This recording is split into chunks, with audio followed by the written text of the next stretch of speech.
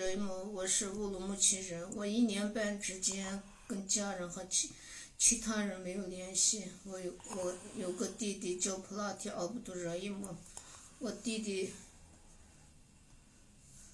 弟是他跟前坐的是我妈妈。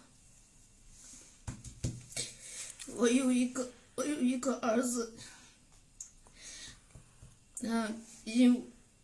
弟弟普拉提奥布杜热伊姆，他没有出过任何地方。我听说他在集中营。我有一个儿子叫哈里萨安尼瓦，他6月份说：“妈妈，我8月份要结婚了。”6月份至今到现在不知道，没有联系上，我不知道他在哪里。这是我儿子，他是2次来过土耳其留10天、15天，两次走，6个月以后回家了。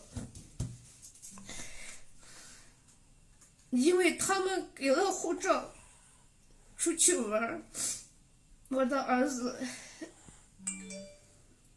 没有做过任何非法的事。